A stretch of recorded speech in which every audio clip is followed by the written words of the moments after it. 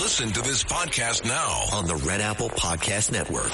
The Idea Gen Global Podcast with George Sifakis. I'm George Sifakis. In a world overflowing with noise, there is one forum where the world's smartest voices connect, where visionaries sit at the same table as innovators, and great minds don't just talk, they act. Download all of Red Apple Media's podcasts right now through your favorite podcast platform. Listen, all you New Yorkers.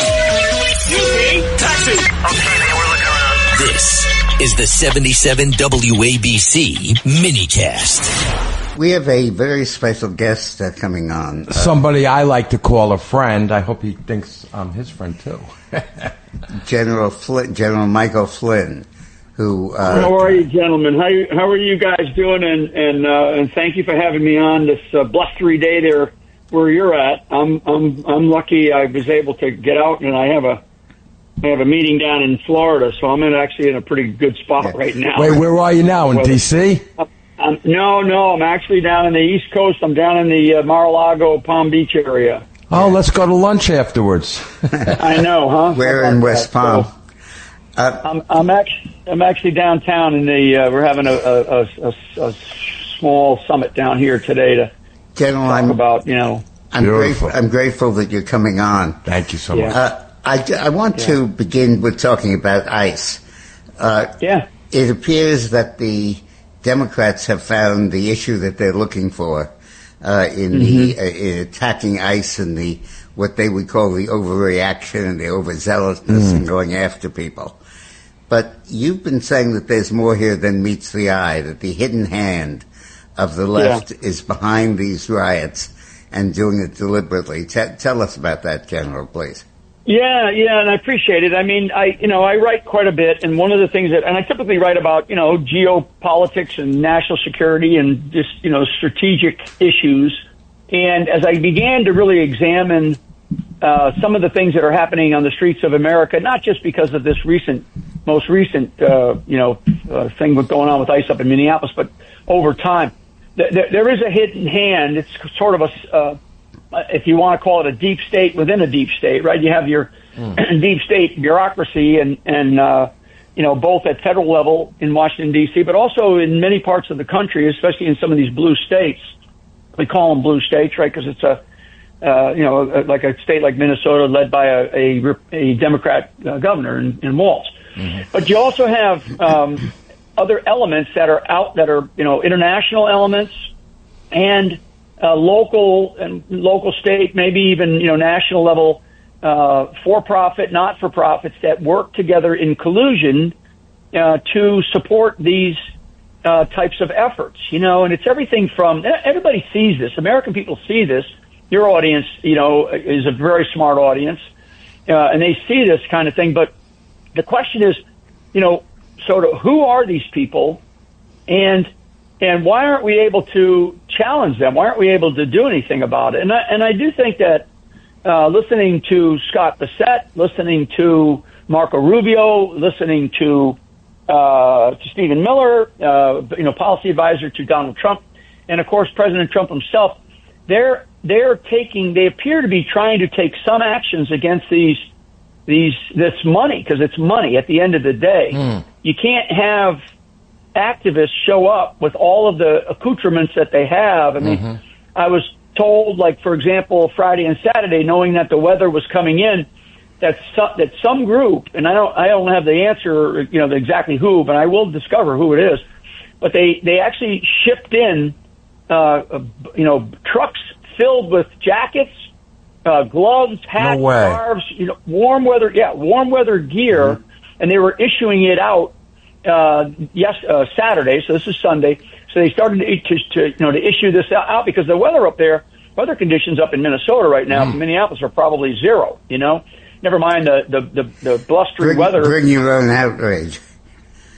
Yeah. So there is a hidden hand, and that's what I wrote about recently, and I appreciate you bringing that to light, Dick, because I think that General, let's just play it out. Sorry to interrupt you, but let's just play it out.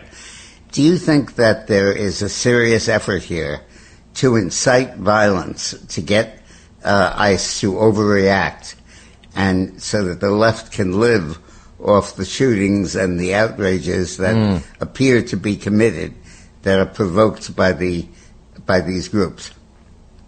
100%. I would bet a dime to a dollar with anyone that is in fact the case. Now, these are, when Trump is out and about, the world, and he's doing the things that he's doing, his great speech to Davos the other day, all this issue, because I know I don't know if we'll have time today, we're talking about everything from Venezuela to Greenland to, what's happening in the Middle East, Europe, here in the homeland, the kinds of things that Trump is doing to get the economy going. All of that are things that the left does not want to be talking about. What they want to be talking about is, that the zealousness or the overreaction of federal law enforcement professionals, based on the Nazi in the White House. I mean, this is what the left's message wants, and they want to do. They will do anything to distract from any positive outcomes that President Trump is achieving, because they want to. We're in a very critical year, and nobody knows this better than you, Dick. The criticality of midterm elections. So this is a really, really important year. So anything that they can do, and there will be forces, dark forces, evil forces, that will pay whatever price to keep the distraction exactly where it's at. So President Trump has to be very cautious about the decisions that he makes, because the consequences could be, it could be dire as we head into next November. So, General, when I forgot the guy's name, the guy who was just killed. Pretty. His name was Pretty. Mm-hmm. Yeah. When Pretty advanced on an armored vehicle and held at least his cell phone in his hand, some say gun, and attacked the vehicle, do you believe that he was, in effect, a suicide bomber? Like he needed to be a martyr type of thing? Do you think that? Do you think that he was giving his life? So here's where I'm at. Here's where I'm at with this. I appreciate that. I'm not. I wasn't there. There has to be an investigation. There's so many different angles that this thing was seen by. But the bigger question is: are there people being in harm's way for harmful purposes? Yeah. And I have to believe, and we know this to be true anyways, because of the activists that we've seen from Los Angeles to Portland to Seattle to Minneapolis to Detroit to, many, Washington, D.C. for that matter, New York City. When we talk about the various protests for, Palestine, nobody's talking about Palestine anymore because Trump solved that, right? So what they have to do is they have to turn the attention, but they have to get these activists, and the thing that they're going to learn is, was this guy a paid activist? Was he part of an organization? And we typically find out during an investigation, which will ensue, and there'll be professionals to do it, and they'll find out very quickly, why was this guy out there in freezing cold temperatures to stop law enforcement from doing their lawful, the lawful execution of their duties, which is to remove illegals from this country who are raping, pillaging, murdering American citizens. This is not theoretical. A further question. Why did he have 2 clips of ammunition on his body? Why did he approach them with a gun? Why did he attempt to conceal the gun? And do you think that this is what the left used to call the agent provocateur? Yeah. I mean, I'd be speculating, but I probably wouldn't be far off. Here's the funny sort of paradox of all this, Dick, and Doug. I mean, so now the left is going to have to be champions for Second Amendment rights. Right. So that's the reverse of this is that and this is really, to me, and I'm already starting this because I also I want to see the White House be very strong in their condemnation of anybody who is standing against the bounded law enforcement professionals that we have to do their job. Right. That has to end. now the left is going to have to be champions for the Second Amendment. I mean, it's serious, but it's funny at the same time. I'm amazed, General, that the left is prepared to head on be anti-ICE. The Senate even talking about cutting off the appropriations for ICE unless there are amendments passed crippling it. That you literally have a pro-crime, pro-illegal immigration, pro-keep letting murderers and rapists stay in the country constituency.